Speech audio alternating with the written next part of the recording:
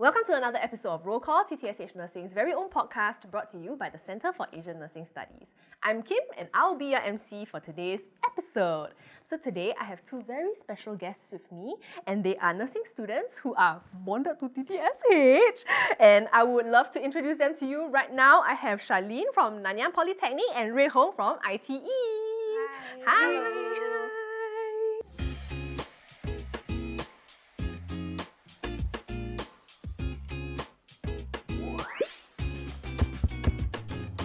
So before we start, please introduce yourselves to the audience. Hello everyone, I'm Ray Hong, nursing student from ITE College East, Year 2. Hi everyone, I'm Charlene, a Year 3 nursing student from Nanyang Polytechnic. So I've just joined Nanyang Polytechnic just last year, April 2024. And before that, I was actually from ITE Nursing. So I graduated from ITE Nursing in December 2023. And because I did well in ITE back then, I was able to enter NYP as a Year 2 student. So I'm only doing my course for 2 years instead of 3. So after you all graduate, are you all going to study some more or you're going to start working already? Probably I will work first. Okay. Well, means you'll be joining me in the workforce soon. Yay! Okay, but before we go into that, right, I think as with any nurse, I always like to ask them, why did you join nursing? So do you want to share about why you guys joined this profession? Yeah, sure. I joined nursing because my cousin is also a nurse. And from her, right, I grew a passion for nursing since young and got even more interested in nursing after I joined the ITE nursing course. Is she in TTSH also? No, she's currently in Polyclinic. Okay. Cool. That's really interesting. I think I have a similar background to yours. So I've been wanting to become a nurse since secondary school actually. But of course, as a teenager myself, you'll be like, oh, I thought of doing other occupations as well, such as air stewardess. But then my height couldn't make it, sadly. And then just nice, my mom used to be a pediatric nurse in Indonesia a few years back. So I thought I was like, oh, why not give nursing a try, right? And then so from ITE nursing, I thought, oh, I think nursing is really for me. So I decided to just continue with it. Yeah. Wow. So how is student life? How do you all find student life? How is it going for the two of you? Okay, so for me, student life is actually, it has both its pros and cons.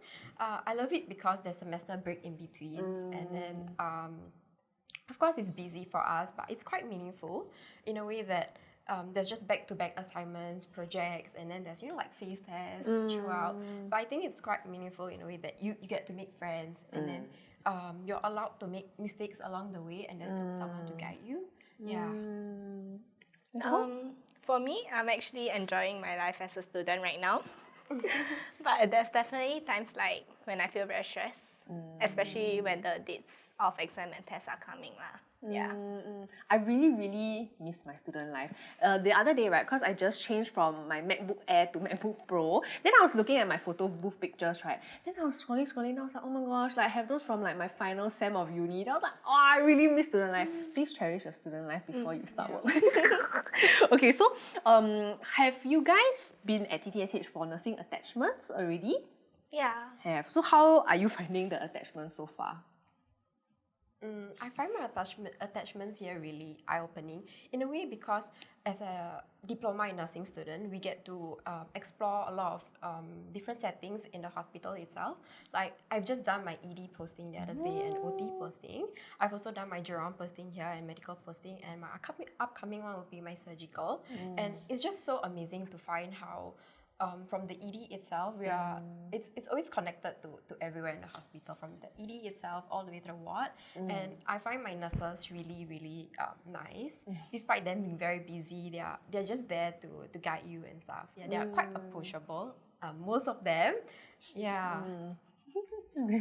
For me, I really love going to attachment because like the nurses are very patient and is willing to teach when we are not sure about anything. Yeah, and I just enjoy it a lot, yeah.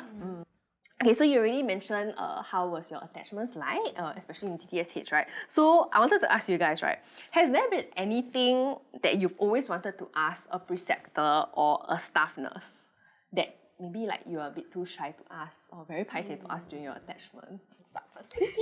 I don't have. I do have one. So, which is to find out like what are like some things or just one thing that they wish they would knew before they start as a nurse, like officially started working as a nurse. Maybe for example, like something unexpected or something like a culture shock kind of thing, you know, or like what are some things they thought like it was easy or manageable, but it was actually harder than they thought, or how would they manage their stress?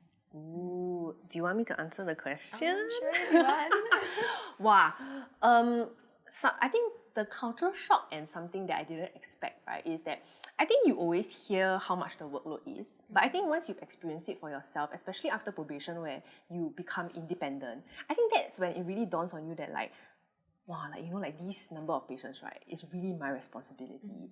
And I feel like as much as hard as I studied as a student, right, it's really very difficult to prepare you fully for that experience and the responsibility. So it's something that, you know, I really had to come to terms with.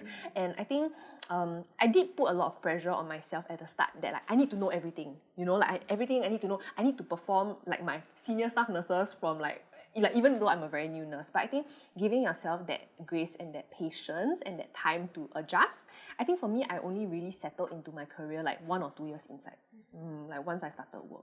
So give yourself that time. Some people, of course, are very, very good and adjust very, very fast. But for me, it took a bit more time, also because I graduated during COVID. So when I came out to work, it was like circuit breaker that time. So I think that's why the learning curve was extremely steep. So hopefully now it's not so bad. Yeah, then I think just be intentional with getting the rest that you need. For some people, they have a lot of energy. Especially, I know Rui Hong was saying that she's interested in going to the ED.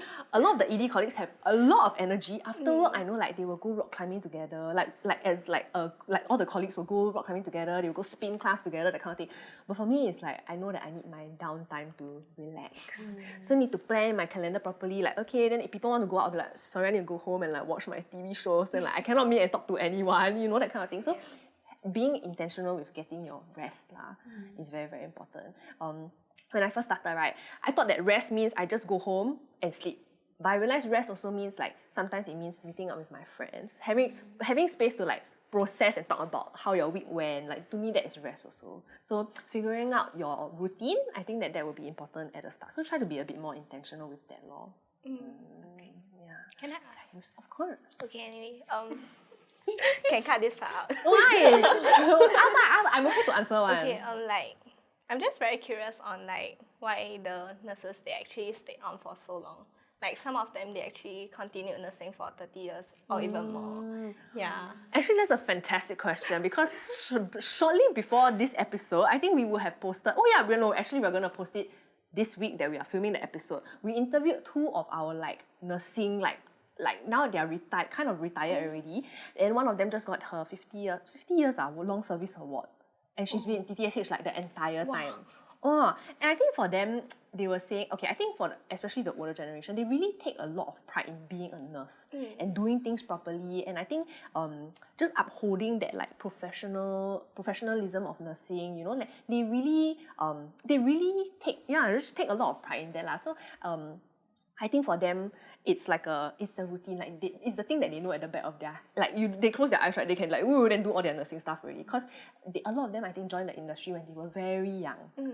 Yeah, and I think they were saying that one thing that really keeps them in the industry is like the teamwork. I think for nursing sometimes we do hear a little bit more about the negative side of things where like, you know, we're very tired, very burnt out and all that, but especially for me now, when I'm taking on this portfolio, I get to meet a lot of nurses around and talk to them, interview them. I think one thing that I'm very glad to see also is that even though it's very tiring, but the camaraderie and like I think, you know, the support that when you find especially like your nursing community and your place like in this very big industry, right, I think it's very, very fulfilling. So now nursing, we do a lot of things beyond clinicals also. There's obviously a lot of paths to advance in clinical, but beyond clinical, there's so many other roles that nurses can try, like innovation, informatics, social media, like there's so many different things that are up and coming also. So I think that that's what, especially for the newer generation, that is what keeps nursing exciting for me lah, and that's what makes me want to stay, to see how we can further grow the profession so that, you know, we can pursue all these different paths that are very unexpected. of this like career? I hope that answers your question. it Oh my gosh, we're does. getting interviewed also. Okay, so speaking of that, right, what are your future goals or dreams for your career in nursing? I always like to ask people this also. I think honestly for me, I would like to graduate from NYP first. I'll be doing my PCP soon. Oh my gosh, it's so fast. I can't believe it. And then I will serve my 2 years bond here first. Probably extend a few more years before heading over to uni, probably local uni to further my studies. And then maybe in the future, I'd like to expand myself and to give myself more exposure by working overseas, maybe our neighboring countries like Australia. Wow, so cool. Actually, I was considering moving to Australia for a while because my last time boyfriend, now fiance, he did his physio degree in Perth. So the last 2 to 3 years, like twice a year, I will fly back and forth during my leaves to go Australia. It's so nice and chill there. But you know what? I decided to stay here because I love Tan Tock Seng. Okay, next, Reho, what about your future goals and dreams for your career in nursing? For me, like I said earlier, I really want to be an A&E nurse as I really like to work in a fast-paced setting and really interested in trauma care as well. Yeah, but my end goal is not just A&E nurse. I want to further my studies and then go back to ITE to be a lecturer. Wow. Yeah. 2 of their lecturers are here with us sitting over there, and I'm sure that they were very, very happy to hear that, right? They're nodding their heads. Okay, so how do you feel about graduating in the future and starting work? I feel really excited but also nervous at the same time because I feel like whatever we have learned in school has to be applied to your daily lives now. That you're taking care of real patient lives, like 8 hours a day, you know. And it's like real work means real responsibility that you have to uphold. Yeah. I'm actually also pretty excited to start work. But I don't want to graduate because like I'm still able to learn from my mistake in school. But when I enter the workforce, I don't think any mistake should happen. Yeah. Definitely. Okay, like that's why I always tell people that it's good that we have probation, you know, because your preceptors will be guiding you closely. And usually you have not just one, but you have 2 preceptors also. So different preceptors, I think, got very different learning style. I had one preceptor who was a lot more chill and one preceptor that was a lot very, very, very fast, very kanchong. So I like to have that balance because you learn the different ways that they do like time management, the different ways that they prioritize different skills. Then when you become independent, you can figure out what routine or pattern works best for yourself also. So yeah, like at least you have probation, so don't need to feel so stressed lah. You have that buffer time at least a bit lah. Yeah, and I'm glad that the 2 of you said excited and not stressed. Okay, so our last question is, do you have any advice to fresh nursing students or maybe people who are considering studying nursing? Fresh nursing students who have just started school. For our dear freshies, I would say that you shouldn't be afraid or shy to ask questions because it's better to ask than make mistakes in the ward itself, especially. And there's just a lot of people there to guide you, you know, like your friends, your nurses, or like your preceptors, your teachers themselves. And I feel like we shouldn't compare ourselves to other people since everyone has their own like learning pace and you shouldn't stress yourself out too much. Yeah, just enjoy whatever you have in the process, you know. So 加油. Such good advice. For my year ones, welcome back from clinical attachment. I hope you are like transitioning well back to school. Yeah, and I just want to say like if you feel stressed about your modules, do feel free to like come to your seniors or your ITE lecturers to ask for help. We're always here for you. Yeah, 加油. 加油.